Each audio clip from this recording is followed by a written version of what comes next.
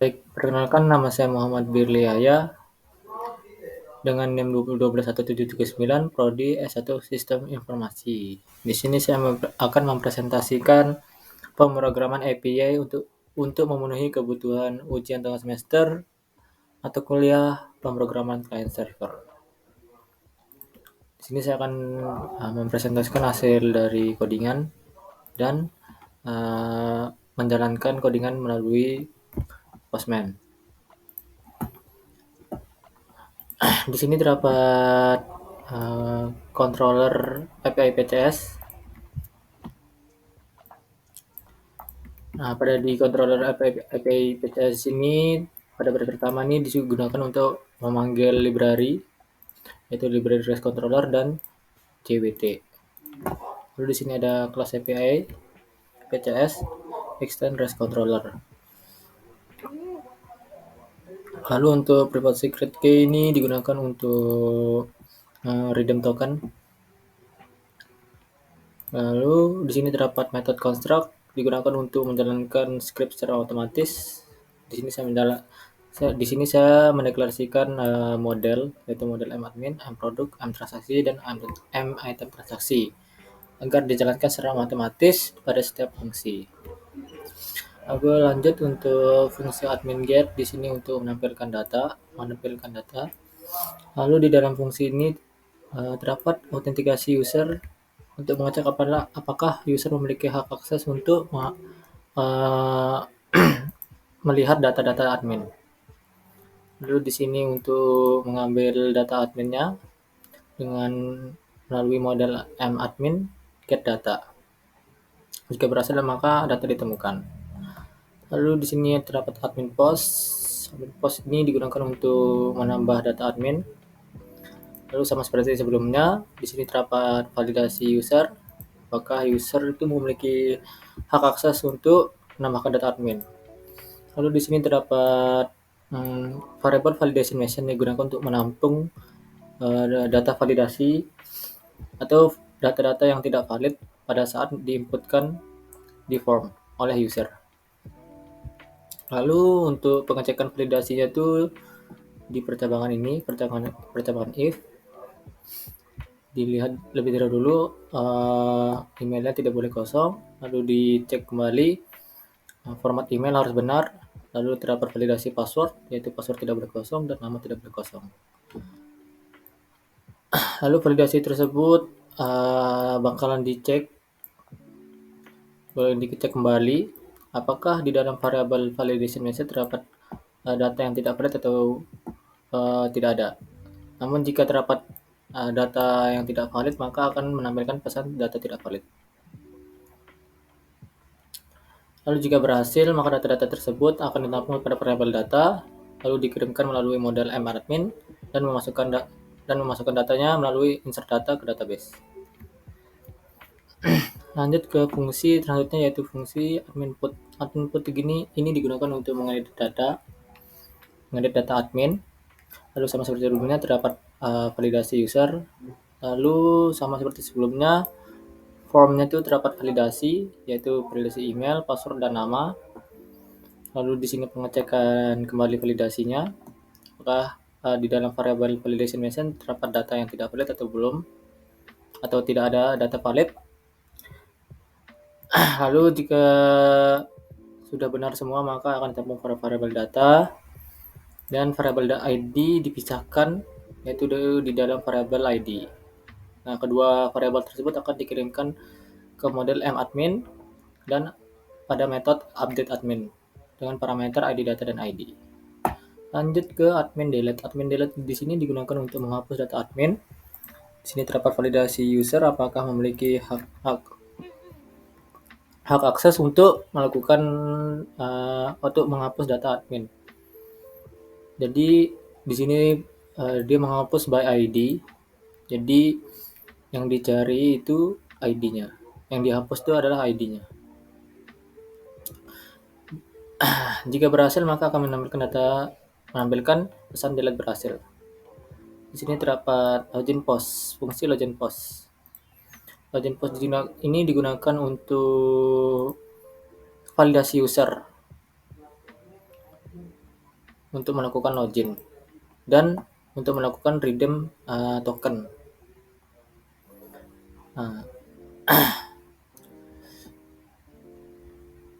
Nah, kalau jika berhasil, maka data-data tersebut akan ditampung pada data JSON dan menampilkan autentikasi berhasil. Lalu di sini terdapat fungsi cek token. Cek token ini sudah seperti sebelumnya, apakah mengecek validasi user sudah melakukan login atau belum dan sudah memiliki token atau belum. Nah, di sini token tersebut akan disimpan pada variable token dan token tersebut diinputkan oleh user pada header di authorization di Postman. Lalu di sini terdapat pengecekan token. Jika ada, maka token tersebut akan dicacah kembali array-nya, lalu diambil data tokennya tersebut. Namun jika token tersebut gagal atau tidak ada atau tidak valid, maka akan menampilkan pesan token tidak valid. Lalu lanjut ke fungsi product get. Fungsi product get ini untuk menampilkan data-data produk seluruhnya. Lalu di sini terdapat pengecekan validasi user, apakah sudah menginputkan token atau belum. Jika sudah dan tervalidasi, maka akan menampilkan data-data yang produk. Lalu di sini produk post sama seperti admin post, yaitu untuk menambahkan data produk. Cek token di sini sebagai validasi sama seperti sebelumnya. Lalu untuk penambahannya terdapat validasi di form, yaitu validasi nama, admin ID apakah dicek adminnya ada atau tidak, lalu harga, stok, dan dicek kembali untuk harga dan stok apakah data yang diinputkan itu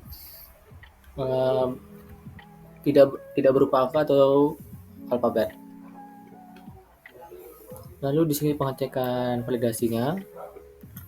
Lalu data tersebut yang sudah tervalidasi akan ditampung pada variabel data lalu dikirimkan melalui model mProduct metode insert data parameter data. Jika berhasil, maka akan menampilkan produk berhasil ditambahkan. Lalu di sini terdapat produk put untuk mengedit data produk. Lalu seperti belum terdapat cek token. Lalu di sini adalah validasinya. Lalu jika berhasil, maka akan menampilkan pesan update berhasil. Untuk sebagian besar sih struktur kodenya hampir sama seperti yang di admin. Di sini produk delete untuk menghapus data dari produk. Jika berhasil, maka akan menampilkan delete produk. Namun jika gagal, maka akan menampilkan message ID tidak valid. Transaksi get ini untuk menampilkan data-data transaksi, seluruh data-data transaksi. Lalu di sini ada pengecekan token. Lalu di sini jika berhasil, maka akan menampilkan data ditemukan. Transaksi dismount. Nah, bedanya ini dengan yang sebelumnya, yaitu transaksi ini akan menampilkan seluruh data transaksi pada bulan ini saja. Jika berhasil, maka akan menemukan data ditemukan. Lalu di sini terdapat transaksi pos untuk menambahkan data transaksi. User dicek terlebih dahulu untuk validasinya, apakah memiliki hak atau tidak untuk menambahkan data transaksi. Lalu di sini terdapat validasi pada form. Lalu di sini terdapat metode date default time zone untuk mengambil data time zone wilayah atau wilayah. Lalu jika sudah, maka data tanggal tersebut, data waktu tersebut akan dimasukkan pada kolom tanggal ke database. Jika berhasil, maka akan menambahkan pesan transaksi berhasil ditambahkan. Lalu di sini untuk transaksi put digunakan untuk mengedit data transaksi. Sama seperti sebelumnya terdapat cek token untuk validasi user, dan di sini terdapat validasi message. Lalu lanjut untuk transaksi delete. Nah, transaksi delete ini digunakan untuk menghapus data transaksi. Di sini transaksi dihapus by ID. by ID dari transaksi tersebut. Dan jika berhasil, maka akan menampilkan pesan delete dan transaksi berhasil. Lalu di sini terdapat fungsi item transaksi get. Nah, di sini untuk menampilkan data-data dari item transaksi, di sini terdapat cek token dan untuk modelnya kita memanggil item transaksi method get data. Jika berhasil, maka menampilkan data ditemukan. Lalu di sini terdapat fungsi selanjutnya yaitu adalah item transaksi by transaksi ID. Nah, di sini fungsinya itu untuk menampilkan data-data item transaksi tapi melalui transaksi ID. Nah, di sini untuk pemanggilan datanya itu melalui model item transaksi get data item transaksi by transaksi ID dengan parameter transaksi ID yang diinputkan oleh user. Jika berhasil, maka akan menampilkan pesan data ditemukan. Selanjutnya yaitu item transaksi post. Ini untuk menambahkan data item transaksi. Di sini terdapat validasi user. Terus selanjutnya di sini terdapat validasi form. Apakah form yang diinputkan itu sudah valid atau tidak? Jika valid, akan data-data tersebut ditampung lalu dikirimkan pada model item transaksi method insert data dengan parameter variable data, tempat di mana data-data yang tervalidasi ditampung. Jika berhasil, maka transaksi berhasil ditambahkan. Jika gagal, maka akan menampilkan pesan gagal ditambahkan. Lalu di sini terdapat item transaksi put untuk mengedit data item transaksi. Di sini terdapat cek token untuk validasi user apakah memiliki hak akses atau belum. Di sini terdapat validasi form. Lalu di sini adalah untuk menampung data dari data-data yang sudah tervalidasi. Lalu variable ID untuk menampung data ID yang diinputkan oleh user di form.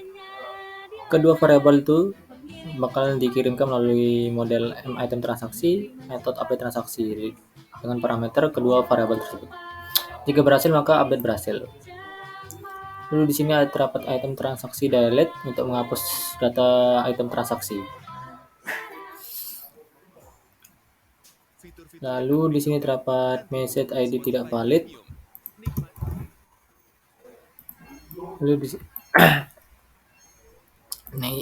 pesan ini dikeluarkan jika gagal melakukan penghapusan data item transaksi. Jika berhasil, maka akan menampilkan data delete transaksi berhasil. Lalu di sini terdapat fungsi item transaksi by transaksi ID delete. Nah, fungsi ini untuk menghapus item transaksi by ID transaksi. Jadi dia akan melakukan penghapusan data item transaksi dengan mencari transaksi ID-nya. Jika berhasil, akan menampilkan pesan delete transaksi berhasil. Nah, ini sebagian besar untuk codingan controllernya.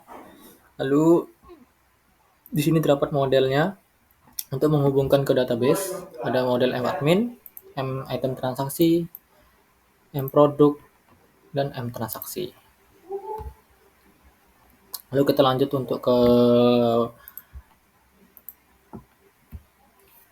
percobaan untuk hasil codingannya, apakah berjalan atau tidak. Di sini saya akan mencoba melalui getAdmin. Jadi karena di setiap fungsi itu memiliki autentikasi cek token, maka kita perlu melakukan login terlebih dahulu. Di sini saya akan login terlebih dahulu dengan data yang sudah saya punya sebelumnya. Jika berhasil, maka menampilkan token di sini dan akan menampilkan pesan autentikasi berhasil. Sudah, kita akan masukkan token yang sudah kita buat.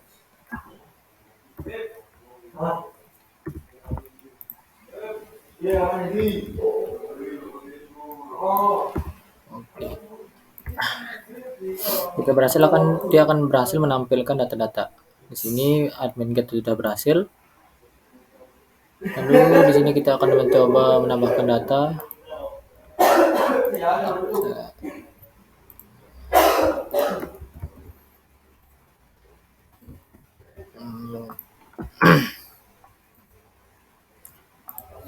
Di sini saya sudah menambahkan ID Nanang, admin Nanang. Kita cek Nah, apakah dia udah ada apa belum? Nah, di sini data Nanang sudah menampil, berarti pos admin sudah berhasil. Di sini kita akan mencoba mengedit data Nanang. ID-nya itu 66. Nanang tidur.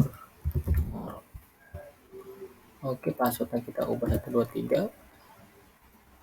Untuk emailnya diamkan. Oh, kita lupa untuk berlinknya.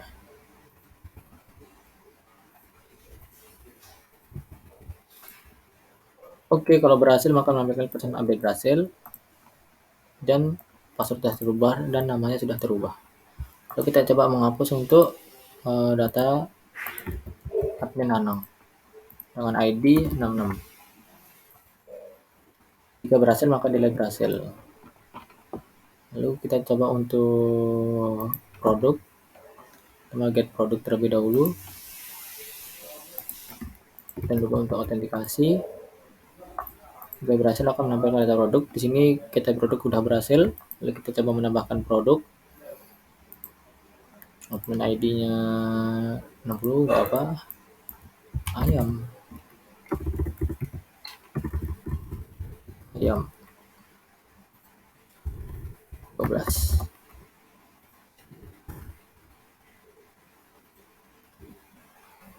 Oh, kita lupa untuk tokennya.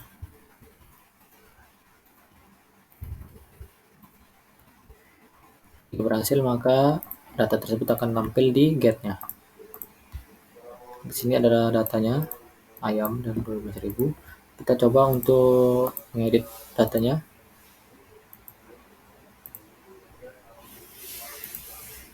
Mengedit datanya 14. Dan diubah jadi bakau daging, stoknya 4. Oke. Untuk tokennya update berhasil bakau daging. Berarti untuk fungsi produk put sudah berhasil. Jadi sini kita mencoba fungsi put delete produk dengan ID. Kita buat itu ID-nya adalah 13. Kita hapus. Untuk tokennya. Di sini kita coba hapus 14. Delete produk berhasil. Nah, di sini kita lihat produknya sudah berhasil di delete. Lalu kita coba untuk transaksi. Di sini fungsi transaksi, masukkan token. Ya, di sini transaksi sudah ditemukan, berarti get transaksi berhasil. Jadi kita mencoba menambahkan transaksi. Admin ID 60. Tanggalnya karena kita pakai waktu sekarang maka perlu dikosongkan saja, nggak perlu kita isi. Kasih untuk ininya 26.000%. Jangan lupa tokennya. Jika berhasil dia akan tampil berada di fungsi get. Jadi kita coba. Nah, di sini adalah transaksi yang sudah kita post sebelumnya. Lalu kita coba untuk mengedit transaksi tersebut dengan ID 60. Ini ID-nya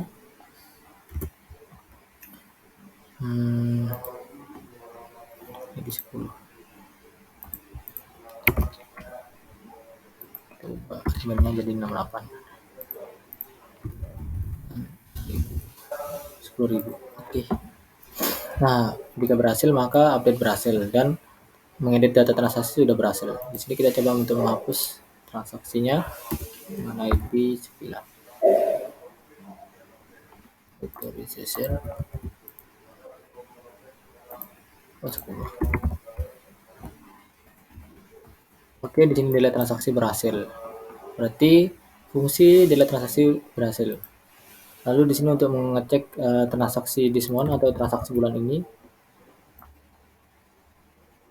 benar. Nah, di sini transaksi bulan ini sudah berhasil fungsinya, sudah berjalan dengan baik.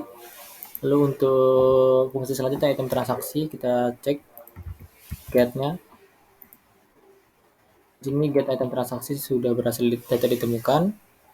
Lalu kita coba untuk menambahkan data ke item transaksi. transaksi ID 4, produk ID 10, 9 aja. QTY 10, TW 5, 6 lah. 15.000. Jika sudah kita send dan data berhasil ditambahkan, kita bisa melihat ngecek di sini. Nah, data sudah ditemukan ini.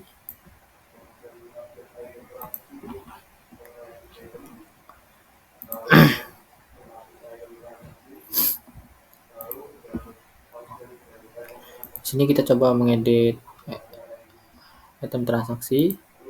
Kita mau ngedit ID-nya 4.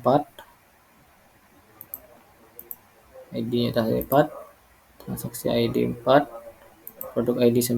Di sini kita jadi 10.000.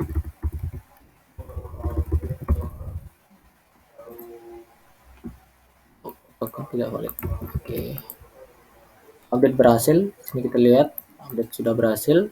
Lalu di sini kita coba untuk menghapus transaksi ID-nya.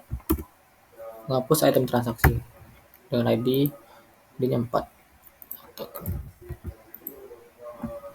Di sini fungsi delete item transaksi sudah berhasil. Di sini kita akan mencari item transaksi by transaksi ID.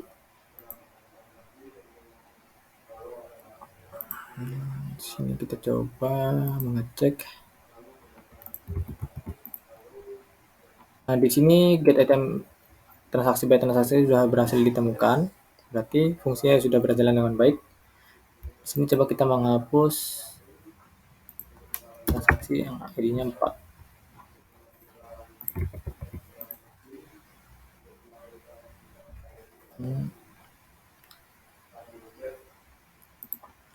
Sini coba kita pakai 3 ya kalau nggak salah.